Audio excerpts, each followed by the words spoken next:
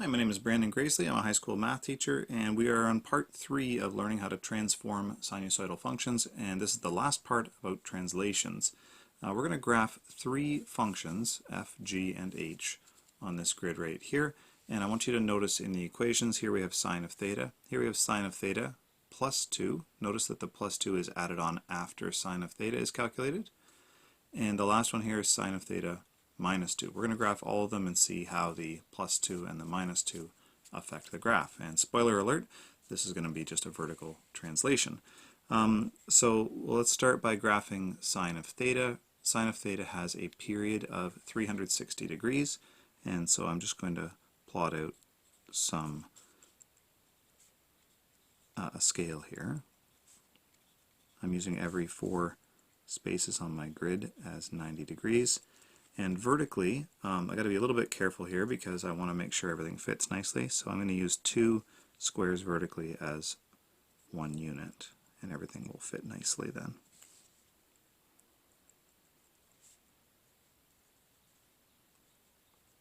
You need to be able to get down to minus 3 and plus 3 on your graph. Okay, so plotting sine of theta at 0, sine of theta is 0. At 90 degrees it's 1.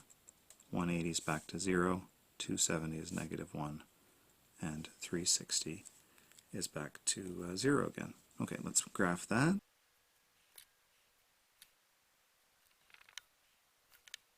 I'm just going to color code things as I go. I'm going to color code f of theta as pink here. Let me do that quickly. Hopefully that makes things easier to see. Now let's do g of theta. That's sine of theta plus 2. So this has the effect of taking every y value from f of theta and adding on 2 to it. So this point 0, 0 moves up to 0, 2. Instead of 1 here, we're going to move up 2 units to 3. There's 180, 270, and 360. So this has the effect of changing the axis. So we now have an axis through 2 instead of through 0. So let me sketch that in quickly for you. And we'll color it blue. And last we have h of theta, sine of theta minus 2. We're going to color that one in green. That has the effect of dropping this pink one down by 2 units. So it was up here at 1. This point will drop down to negative 1, 0 drops down to negative 2, and so on. We get the same pattern, just all drop down by 2 units.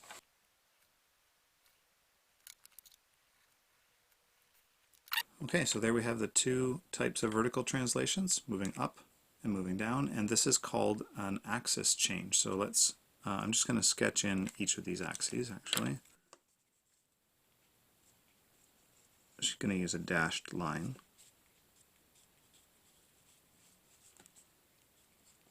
So this axis is y equals 2. Down here,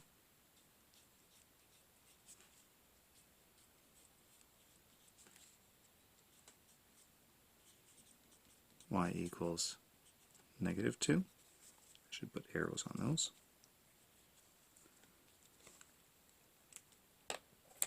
And then we'll just label our functions. Okay, the next kind of change is slightly different. Here I have a parent function, f of theta is going to be cosine of theta, and g of theta is cosine of theta minus 45 degrees. Notice this is a change to the angle before the cosine function is evaluated. Now this is different. Let me slide back up. This is different from here where we evaluate the function and then add or subtract to the result that you get after evaluating sine or cosine. Here we change the independent variable's value here, subtracting 45 degrees, before we evaluate the cosine function. So this is going to have the effect of having a horizontal change, translation left or right, and in this case it's going to be to the right. You're hopefully familiar with how this works from quadratics already or other functions. A change to the right by 45 degrees. So I'm going to graph cosine of theta first. I'm going to start with the same scale. Okay, graphing cosine starts at 1, 0, -1, 0, and +1. Let me sketch that in quickly.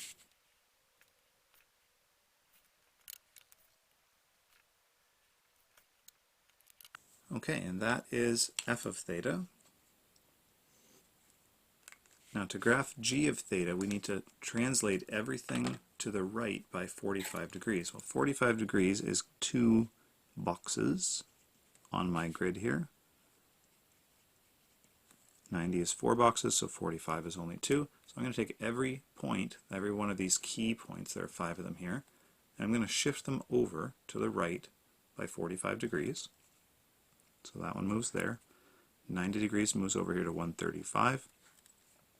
This 180 moves over here. You don't even need to know the angle itself, you just need to be able to count boxes when your scale is nice. And 360 is going to go way over here. We're going to connect these key points together to make our nice smooth curve again.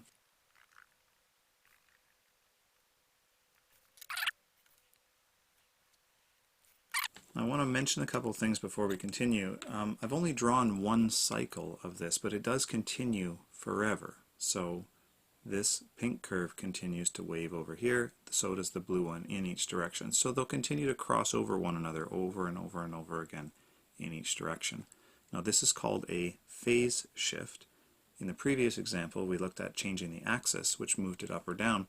This does not change the axis. This is still y equals 0 right here in the middle, halfway between the maximum and the minimum. The axis is unchanged, but there is it's called a phase shift, which you can think of as how far do I move sort of at the beginning of the curve. Cosine begins at, if you want, 1. That spot where it hits 1 is now moved over. The peak is moved over there. Okay, so here are the key things you need to know. In general, if you subtract d from the angle, that is like we did in the second example there, that causes a phase shift or a horizontal translation of d units. And you got to be careful there about which direction you're going because we are subtracting d. So if you see a minus sign, that's going to be moving to the right. If you see a plus sign, that's subtracting a negative and you're moving left.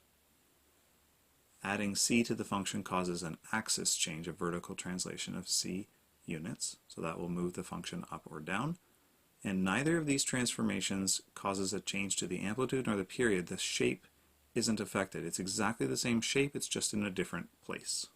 So I have some practice questions for you to try. Graph each of the parent functions along with these functions here. So in this case, graph cosine of theta, and then graph cosine of theta minus 1/2, and figure out the equation of the axis in each one. Sometimes the equation of the axis will change, and sometimes it won't.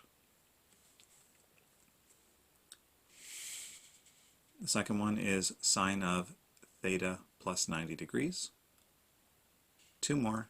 Cosine of theta minus 270 degrees, and then plus 1. And last, sine of theta plus 360 degrees. Okay, let's learn how to combine all 4 of these transformations together. So these are the general forms. We have a times the function, and then we have a double set of brackets here, k, and then a set of brackets with theta minus d.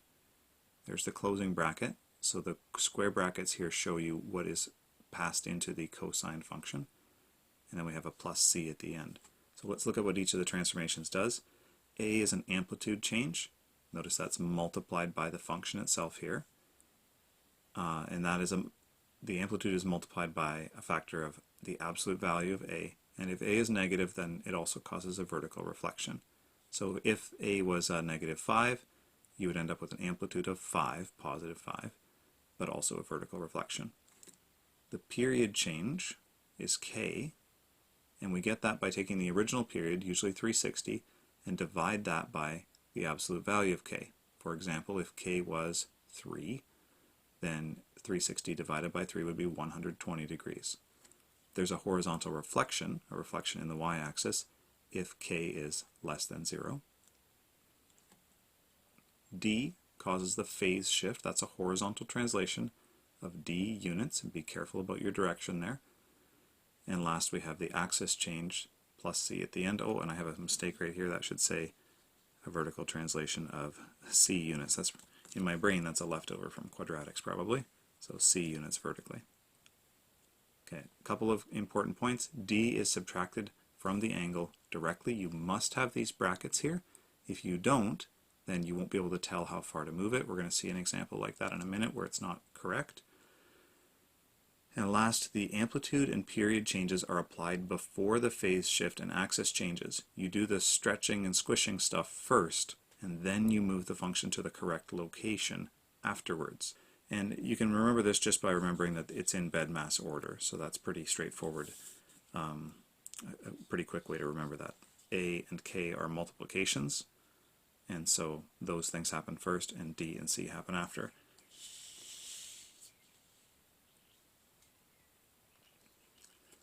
So let's look at this specific example. We have a function 3 times cosine of 1/2 theta plus 45 degrees, and then a minus 1 at the end. Let's figure out all of these features of the graph that will help us to graph it. 3 is the a value. That tells us the amplitude. So the amplitude is 1 times 3, which is 3. The period is changed because we have a k value of 1/2. So the period is going to be 360 degrees divided by the absolute value of 1/2, which is just 1/2. And that will be 720 degrees. We have a phase shift of 45 degrees, and because this is a plus sign, it's theta minus negative 45, so this is 45 degrees to the left. The axis, we have a minus 1 at the end here. That causes the axis to become y equals -1, so that's a translation down.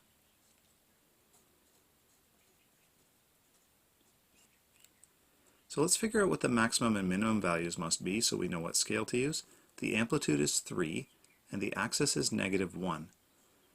So from -1 I need to be able to move up 3 units. That'll take me to 2. -1 plus 3 is 2. The minimum value, starting at -1, going down 3, because the amplitude is above and below the axis, down 3 will take me to -4. So I need to have these values, 2 down to -4, on my graph. Now, when you go ahead to graph this, a lot of people will suggest, and it's a good idea, to worry about the a and k values first. Get your function drawn without worrying about the phase shift and the axis change, and then later slide it into the right place by redrawing it in that location. And we're going to do that this time around.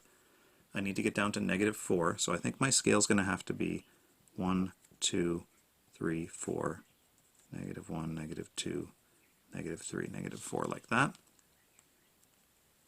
Horizontally, I need to get to 720 degrees for a single cycle, and I'm going to have a phase shift of 45. So let's think about this for a moment. This is coming up down the road here. So if this was 45 and this was 90, let's just imagine that. 90, 180, 270, 360 would be there. And then I'd have another 1, 2, 3, 720 would be right there. That fits pretty nicely, and I can still move 45 degrees, which will be one box to the left, and everything will fit nicely. So I'm going to use that as my horizontal scale. If the numbers are different, you have to choose a different scale to make sure it's easy to graph. If you end up with like partial boxes, it's pretty difficult. So I'm going to use that as my scale. That's enough information there for us to worry about it. Maybe I'll put a -90 here. Okay, so once again, I'm first going to graph 3 cos 1/2 theta. That is all. No translations the first time around. So I need to start normally at 1, but the amplitude is now 3. So that's where cosine is going to start. It will finish in 720 degrees. Way down here, that's the finish. Start, finish. Halfway between, it goes through 0 and then down to its minimum.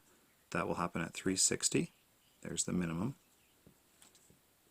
And then I have zeros here and here. So cosine starts at the top, ends at the top, trough in the middle, and then halfway between are these two zeros. I'm just going to sketch that quickly now.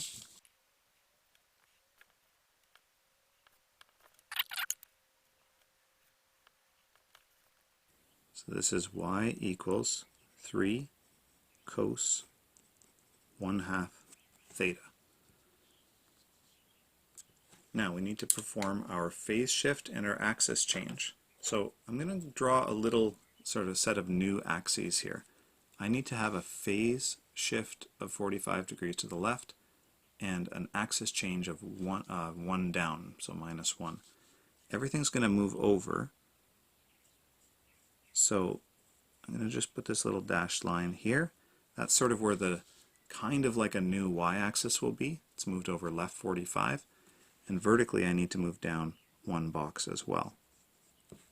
So it's going to be the same exact curve, but it will be drawn sort of centered on this new axis here.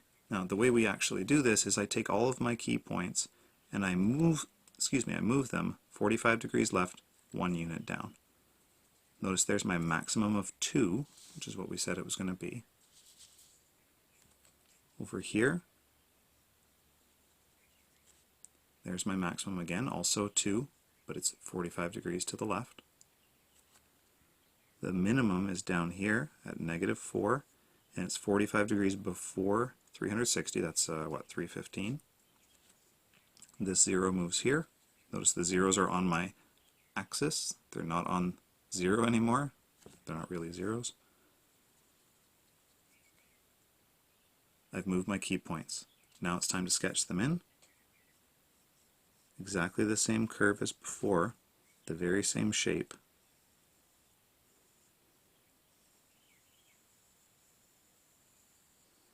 But moved over. Okay, let me color that in to make it a little easier to see. Alright, and the equation, y equals 3 times cosine, and I'm going to use square brackets, 1/2 round bracket, theta plus 45. Oh, can't quite fit it in. And then there's a -1 at the end. So once again, we find the shape, draw it in, and then slide it to the right location. Now if you're very comfortable, if this is all super easy for you, you can feel free to just sketch that in the sort of right final location immediately. I find drawing these little axes here is a good strategy for me. If I needed to draw things quickly without drawing the pink curve, I wanted the blue curve right away, I can do that by drawing this sort of fake set of axes here with my dashed line. Okay, a couple more practice questions. For the first one here, lots of things happening, including a bunch of fractions. We have an amplitude change, a period change, a phase shift, and an axis change. Notice it's 120 degrees, so you'll want to think about that when you are making your scale. And this one I want you to be careful with because this is not in the right form yet. It's not in our usual form. We have -1 here times sine of 2 times theta and then plus 180 degrees. Notice that there are no brackets in here right now inside of these. Not good. Last we have a -3, which causes that vertical change. So I would like to just take a moment to rewrite this with you. Think about this yourself before I do it. How are we going to change this so it looks like the correct form? Okay, hopefully that's time for you. I'm going to rewrite this as,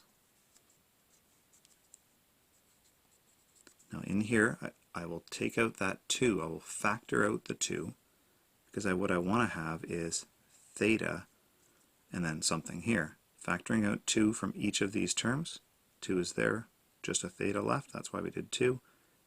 180 divided by this 2 leaves 90 degrees.